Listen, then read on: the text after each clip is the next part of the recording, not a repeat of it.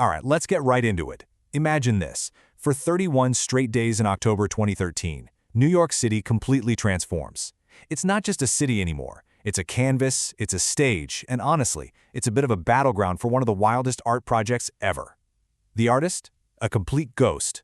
The gallery? The streets themselves. And the audience? Well, that was the entire population of New York, whether they liked it or not. And that's no exaggeration. I mean, it really is the only way to describe the sheer madness. We're talking about street brawls over inflatable balloons, million-dollar art getting covered with plexiglass one minute and then tagged over the next. And the NYPD, get this, actually arresting a piece of art. It was pure, unfiltered chaos. So at the very center of this storm, you have this one figure, a man that, to this day, nobody can say for sure they've ever seen. And he decides he's going to hold an entire city hostage with, basically, a spray can and a website. And that is the million-dollar question, isn't it? Everybody knows his name, he's a global phenomenon, but in an age where it's almost impossible to stay anonymous, this guy remains a total enigma, a complete mystery. This right here, this is the Banksy paradox. Think about it. He's an anonymous street artist, a sharp critic of our society, but his stuff sells for millions. He pokes fun at capitalism, while at the same time creating this huge commercial frenzy around his work. His fan base is everyone from kids on the street to Hollywood A-listers. The guy is, without a doubt, way more famous than his face. And this is how it all kicked off, back in October of 2013. Just an announcement, totally out of the blue. He called the project Better Out Than In. And the premise was as simple as it was insane. For the entire month, he was going to create one brand new piece of art somewhere in the 5 boroughs every single day. You can just imagine what this did to New York. Right away, this thing wasn't just an art show. Oh no, it became this massive interactive game. The whole city turned into a playground, and basically every New Yorker with a smartphone became a player. So here's how the daily ritual worked, and it was brilliant. Every morning, a picture would just appear on Banksy's website. No address, no map, just a photo, and maybe a cryptic title. And that was it. The hunt was on. Immediately, social media would just light up.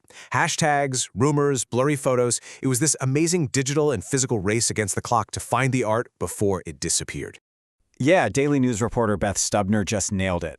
It was a citywide treasure hunt. It forced people out of their comfort zones, sending art collectors to the Bronx and kids from Queens over to the Lower East Side, all of them just chasing a ghost. And this is so important. The chase, the hunt itself, that became just as much a part of the art as the painting on the wall. But, once a piece was actually found, a whole new drama would kick off. The city just reacted with this crazy mix of conflicting feelings. The need to protect the art, the urge to destroy it, and of course, the instinct to make a buck off it. You saw this wild, split personality emerge on the streets. On one side, you had building owners who suddenly realized they might have a winning lottery ticket on their wall. They'd rush to slap a piece of plexiglass over it. But on the other side, local graffiti writers saw it as an open invitation, a chance for what they call spot jockeying, tagging your name right next to a famous artist to get some of that spotlight. And the official city response was just as torn. You had Mayor Bloomberg, and he was crystal clear. Graffiti is vandalism. It's a crime. End of story. But for the actual property owners, it was a totally different calculation. I mean, as one person said, this is a pretty weird kind of vandalism. It's the kind that can make your property's value skyrocket overnight. And just to stir the pot even more, Banksy himself started playing with this whole idea of value. One day, he has an old man set up this anonymous stall in Central Park, selling original signed Banksy canvases. The price? $60. Almost nobody bought one. People just walked by, assuming they were cheap fakes. And then there's this number. Just a few days later, a painting that Banksy secretly bought, altered slightly, and donated back to a thrift shop goes up for auction. The final sale price was more than $600,000. So it just makes you ask, right? What gives art its value? Is it the art itself? Or is it just the name that's attached to it? But look, beyond all the spectacle and the arguments about money, Banksy's work has always been about the message. And during this New York residency, he delivered some of his most powerful statements yet. So, one day, a new post goes up on his website. It's a video.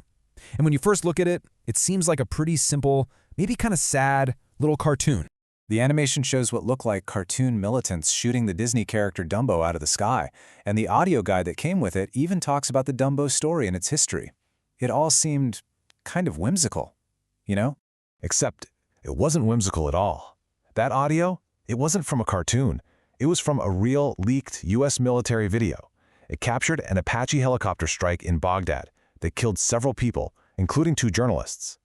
In one move, Banksy used our nostalgia for a children's cartoon to force this massive audience to confront the chilling, detached reality of modern warfare. And he did something just as powerful with this piece, the one that sold for all that money. He bought a generic painting at a thrift store for $50, painted in a tiny figure of a Nazi officer just sitting on a bench, and called it the banality of evil. It's a direct nod to the idea that real evil is often just boring. It's carried out by ordinary people just doing their jobs. And then he donated it back, turning a critique on apathy into a massive fundraiser for the homeless. Just brilliant. The entire month was really a masterclass in performance art. It completely blurred the lines between the art, the hunt for the art, and the reaction to it. And the final day? Well, that was the perfect, chaotic cherry on top. I mean, you literally could not write a better ending. So the final piece shows up, these giant inflatable letters spelling out his name. Almost right away, some guys with a hatchet try to steal it. That leads to a full-on brawl right there on the street. And then the NYPD shows up, breaks up the fight, and in this completely surreal moment, they arrest the artwork. They actually confiscate the balloons, stuffing them into the back of a police van. After a month of chasing him, they finally caught, well, his name. And that crazy final scene really gets to the core of this whole project. For Banksy, art isn't something that belongs on the clean, white walls of a gallery. It should be out here, with us, in the world. It should be part of our daily lives, something that makes us talk and think, and maybe see the city we live in a little differently. And in the end, that's really the question he leaves us with. It's not just about graffiti or property values. It's about what kind of world we actually want to live in. Is art just a pretty decoration for the rich? Or is it something more, something vital to who we are? Definitely something to think about.